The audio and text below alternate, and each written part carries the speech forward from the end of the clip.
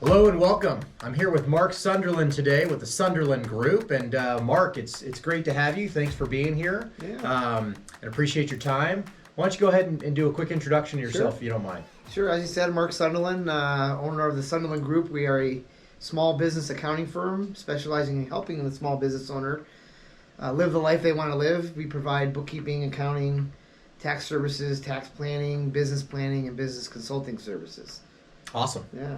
Yeah, well, again, Mark's a great resource, and he's my personal CPA and accountant as well. So very, very fond and have a great relationship with you and your firm. So again, thanks for being here. And one of the topics I wanted to ask you about today, Mark, is really what I'm hearing a lot of right now is this Roth conversion concept, right? And what I'd like to ask you more about is, first of all, let's back up and talk about what a Roth IRA is. Right. And compared to a traditional IRA, first and foremost, if you don't mind just sharing a little bit from Sure. that perspective. Yeah, so it does get confusing. Basically, most people are familiar with a regular IRA, which is generally referred to now as a traditional IRA, only because there's now this Roth IRA. It's not that new, but it may be a new concept to some folks. The big difference is, well, the similarities are they're both retirement accounts. They're both vehicles for people to put money away up to annual limits to help save for retirement, right? And it's one of the government's ways of incentivizing people to try to save more for retirement, since so few people actually do that these days, which is probably another topic for another time. Absolutely, we can certainly come back to that. The differences are the traditional IRA. Generally, I don't want to get in the weeds on too many details, but generally, if somebody contributes to a traditional IRA, they're going to get a tax deduction for that contribution. So that, again, more incentive for people to contribute because they're getting a current tax deduction in that year they make the contribution.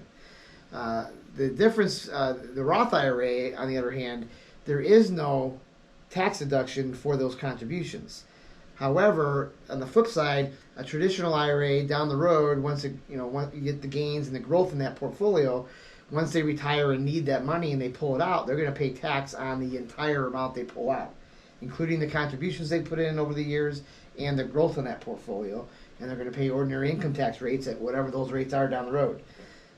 Contrast that with the Roth IRA, again, no deduction for the contributions that they're making. However, that portfolio now grows tax-free forever, at least under current rules. We'll see. Yeah.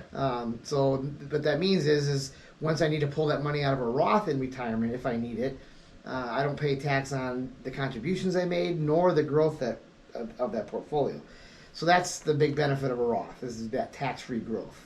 Got it. So let me make sure I understand what you said. So first of all, a traditional IRA or individual retirement account is put in pre-tax or post-tax? Well, it's coming with post-tax money, but then you get a tax deduction. Right. So putting it in post-tax, you've already paid taxes on the money. Right. But then you put it in, you report that on your tax return for that year, and you get a tax deduction. And you get a tax which deduction. then makes it pre-tax money.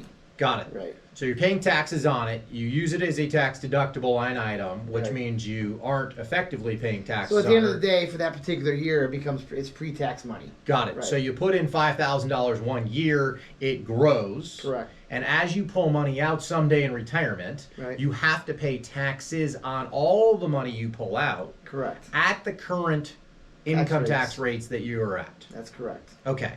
Yeah. So a Roth IRA, in contrast, is such that you put it in using after-tax money. There's no tax deductibility, but when you pull the money out in the future in retirement, there's no income tax liability associated with the withdrawal. Correct. Is that correct? That is correct. And one other thing they add, traditional IRAs, similar to 401ks and company-sponsored retirement accounts, you are required to eventually start taking that money out even if you don't need it, because the government wants to tax it and get their money. The Roth, on the other hand, you don't ever have to take it out if you don't need it, right? Which means you could have tax-free growth not just for your lifetime, but also to your heirs and whoever might inherit that money when you're gone. So that's the added benefit for Roth. Yeah, no, that's great. So I think you mentioned required minimum distributions or RMDs. Yes. And at what age is that now a requirement given President Trump's adjustment to the age? Is that 70 years old now or 72? It's 72 now. Correct. 72 now. Yep. So once you reach, say, age 72, you're then required to start taking out your pre-tax retirement portfolios based on actuarial tables and life expectancies and all that. So Right. So there's the required minimum distribution from a traditional IRA or a 401k correct. because they are growing tax deferred. And they want their money. They, being theirs, they want theirs. You know what theirs stands for? The IRS. The IRS, absolutely. Yeah. So, and again, just to kind of make this full circle, what I'm hearing some strategies about right now is for folks who are age eligible to convert or roll over a traditional IRA into a Roth IRA. Is that correct? It's a very common strategy, if you want to call it that, referred to as a Roth conversion, which is where you're taking generally pre-tax retirement accounts. IRAs can be 401ks as well, other company-sponsored plans.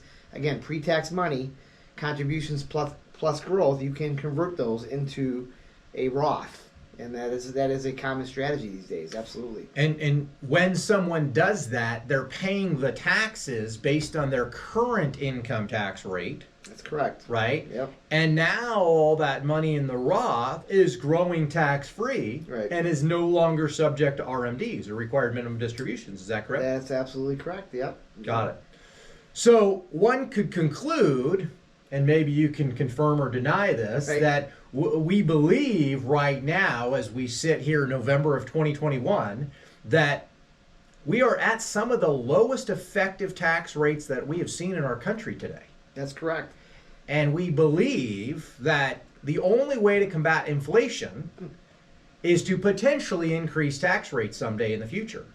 You know, that's an opinion. I share that opinion as well. There's others that may not share that opinion, right? Fair enough. But that's the rub, right? You know, what we help people try to decipher is there's no right answer on whether you do a Roth conversion.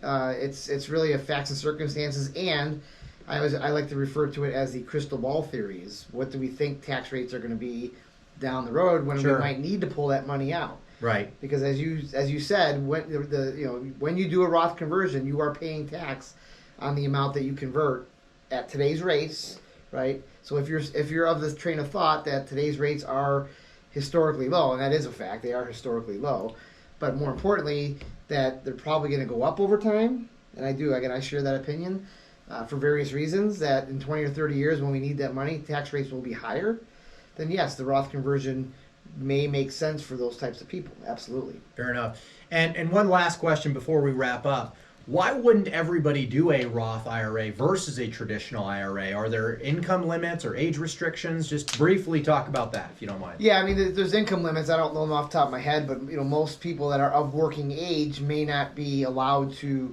contribute directly to a Roth because of the income thresholds. They are fairly low. And again, if you're of a working age, which, speaking of Roths and conversions, without getting into the math, usually, if you're already retired, doing a Roth conversion usually isn't advantageous. Sure. Because you're not going to have enough years to really recoup the taxes that you're going to pay by getting that tax-free growth, for the rest of your life. People in their working ages, which are the ones that are typically doing the Roth conversions, because now they're paying all this tax, and they can usually, with the tax-free growth over the next 30, 40 years plus, they will recoup the taxes they paid in that current year. So the younger the folks, usually the more applicable the Roth conversion idea or strategy is more applicable. But yeah, directly going into a Roth is usually not available unless your income is low enough. So most people don't have a choice but to put it into a traditional, or again, most company-sponsored plans, if they're participating in a 401k and something like that, they're just going directly into that. Got it. Yep. Awesome. This has been super helpful, Mark. I appreciate it. And if anybody wants to get a hold of you, what's the best way to reach you? Yeah, I would say just visit our website. It's www.sunderlandcpa.com. Awesome. Yeah. Well, thanks again, Mark, and All look right. forward to connecting with you again Awesome. soon. Thanks for having me. I appreciate it. All right. Absolutely.